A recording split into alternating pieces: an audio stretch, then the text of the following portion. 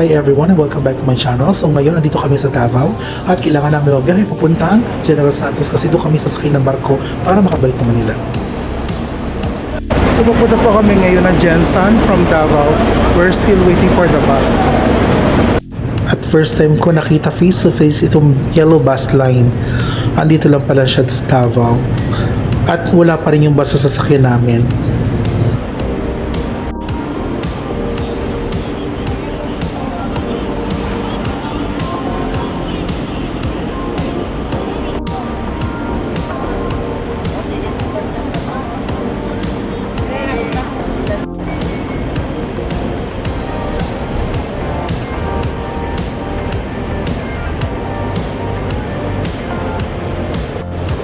Habang paalis itong isang bus, nakita ko na may parating na isang bus.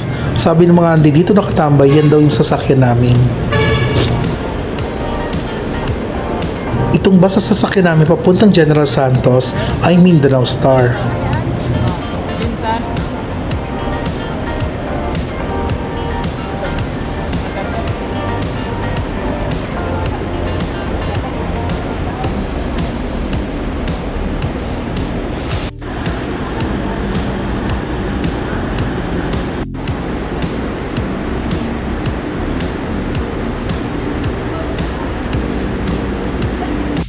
So pasok na po tayo sa loob. Itong bus pala na ito ay meron 2x2 seating configuration. Pero napansin ko, ang luluwag ng mga upuan, kung makikita nyo yung mga bag namin, pwede pa ilagay sa harap at maluwag pa rin. Tapos meron din siyang TV. So ito yung sa likuran. May CR din siya.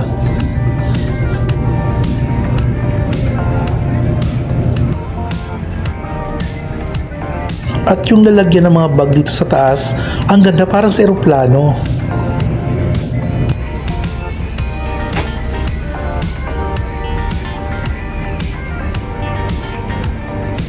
So yung pinili namin upuan ng mami ko, itong second row lang para hindi masyadong nasa harap.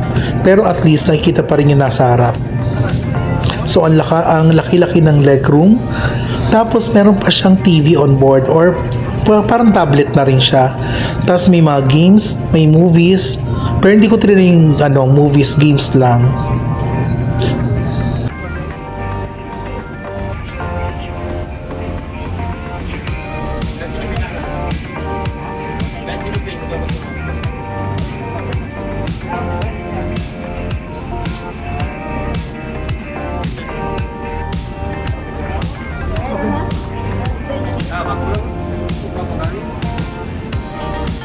So ito kami ni mama nag-enjoy dito sa bus. Itong bus sa sasakyan namin ay napuno. Hanggang likod meron pasahero.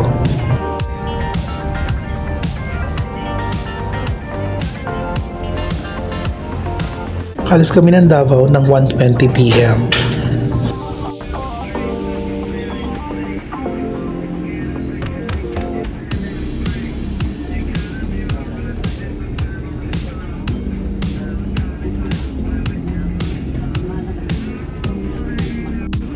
Ang napansin ko dito sa Davao, napakalinis sa mga kalsada, wala akong nakikita basura.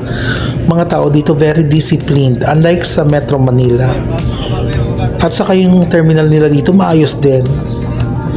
Kaya kung makikita nyo sa labas, wala talagang kakalat-kalat, napakaganda.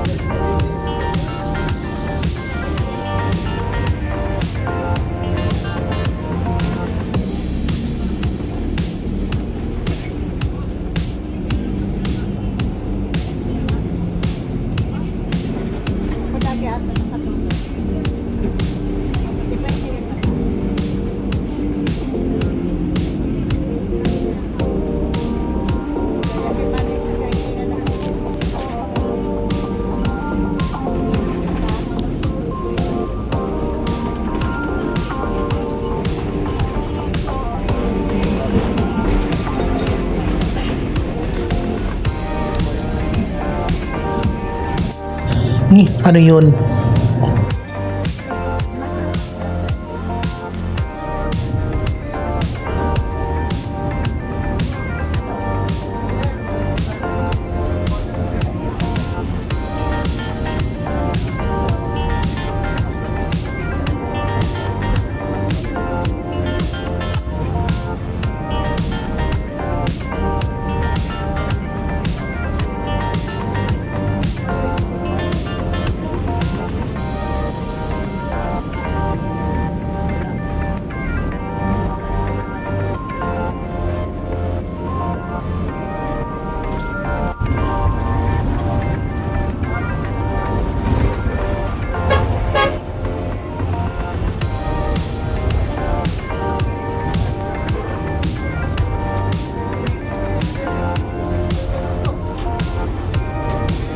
Nasa Digos City na kami.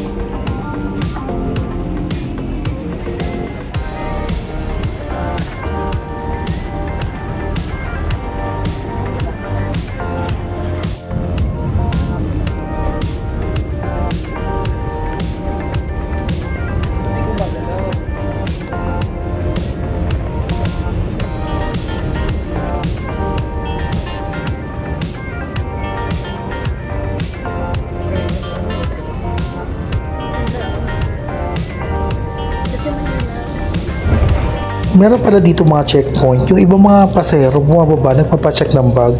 Pero kami dahil hindi namin alam, nagstay lang kami sa bus. Akala nga namin kung anong meron. Pero chinecheck lang pala yung bag. Tapos after niya, naalis na uli. Actually, dalawang beses nangyari to. Pareho na kami hindi buwaba. May mga ibang tao buwaba sa una, pero yung pangalawang checkpoint hindi na buwaba.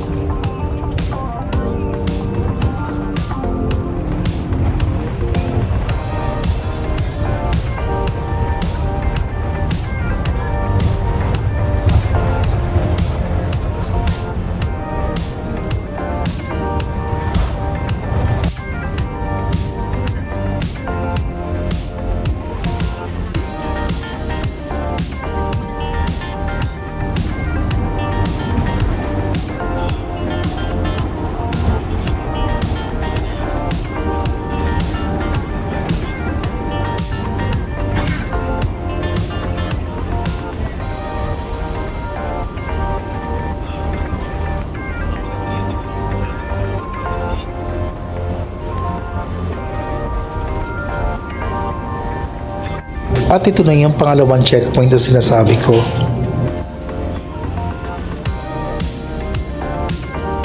Kung makikita nyo, isa-isa bumaba yung ibang mga pasahero pero yung iba nagsastay lang sa loob ng bus.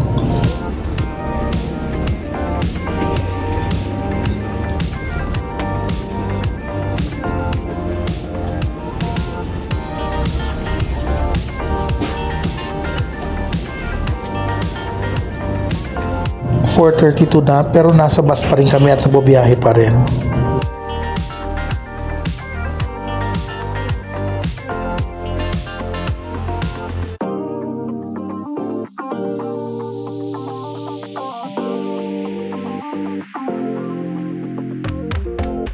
Nasa terminal na yata kami. Ang dami ng bus.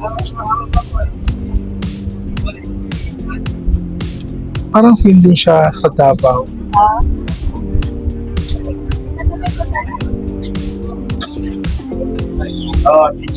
Almost 3.5 hours ang biyahe namin from Davao to General Santos.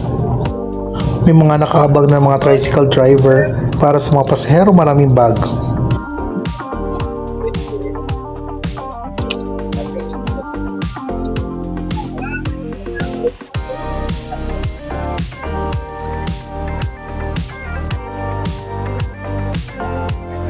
Ito sila namin Mindanao Star. Ito para itsura ng terminal. Yan. Dami din bus, di ba? Yung mga bus na pabalik na ng Davao.